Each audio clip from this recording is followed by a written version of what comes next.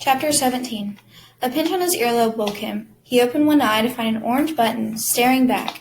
The pigeon was on his pillow, sounding like someone gargling water. Again it nipped his earlobe. Ow! Palmer swiped, and the bird flew to the foot of the bed. I'm awake, okay? Palmer wondered if his old pair of earmuffs were still around. A knock at the door. His mother. Palmer. Yeah? He threw his blanket over the pigeon. Time to get up. True to her word, she did not come in. Okay, I'm up. She went away. The blanket moved like a ghost over the bed. He pulled it back. With a gobble, the pigeon flew off to the comic book stack, like the day before. It skidded off the top comic and flew onto the floor. This bird, thought Palmer, is either dumb, clumsy, or a comedian. Palmer dressed and went down for breakfast. This time he returned not only with frankenpuffs, but grape nuts as well. He spread the cereal on the snow outside his window. The pigeon did not have to be coaxed. It flew out the window and attacked the food.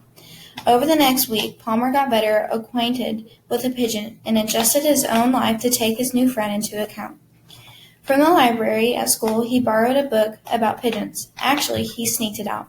When it came to pigeons, he did not trust anyone in town, except maybe Dorothy Gruzzick. It occurred to him that if he walked up to the front desk with a pigeon book in his hand, someone might see him, though certainly not Beans, who avoided the library like toothpaste, or the librarian might look at him funny, or she might act nice and then as soon as he left, report him to the authorities. So he slipped the book into his bag and walked out as innocent-looking as possible. He had it back on the shelf in 2 days. From the book, he learned that pigeons go to sleep as soon as the sun goes down. This was called roosting. He learned that it was okay to feed his pigeon cereal, but that outside on its own, it would probably eat some gravel.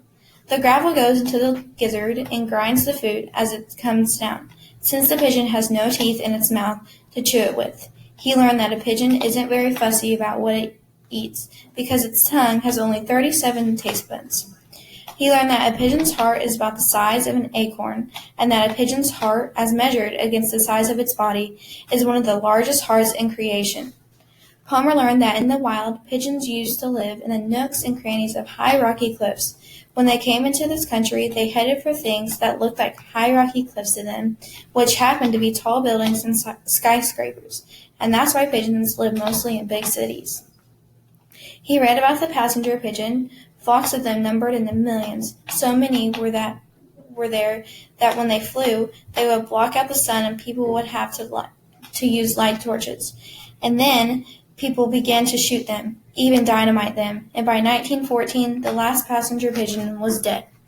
There's something about pigeons, thought Palmer, that makes people want to shoot them. Whatever that thing was, he could not find it in the book. But he found much else. The book was 89 pages long, and this surprised Palmer. He never would have guessed that there were 89 pages worth of things to say about pigeons. But then, come to think of it, he himself could have written many pages about his own pigeon, and no question now, it was his. He could write about the pigeon tapping on the window every afternoon until he let it in, the pigeon strutting across the sill and onto his bed and then flying from spot to spot in the room, perching for a moment at every spot, as if to say, just making sure everything's as if I left it. The pigeon banana peeling off the comic book and stacking to the clownish flop. Palmer finding his pigeon roosting in the closet every night after dinner. And the sounds, so many, so different. There were tootles and grumbles and rumbles and sighs and gobbles and giggles and even a woof. His new roommate was a one-bird band. He thought about a name. He thought about how the pigeon nipped his ear each morning. In fact, it was always nipping at something. The Nerf ball, the gray soldiers, book covers. So there it was, Nipper. And simply because Nipper sounded like a boy's name, it became he. Before long, a routine had developed. Wake up. The alarm clock begins being nips on the earlobe. Pretend to be grogging when Mom knocks with official wake-up call. Let Nipper out. Leave food on porch roof. He had bought a box of Honey Crunchers, which he kept in his closet. He had studied cereal boxes and found out that Honey Crunchers contained a lot of fat, and fat helps keep a pigeon warm in winter. So said the book. Clean room, leave no evidence of roommate. Go to school, or on weekends out to play, act normal, return home, and let Nipper in. Nipper walks up arm, stands on Palmer's head, feels good. Nipper checks out room.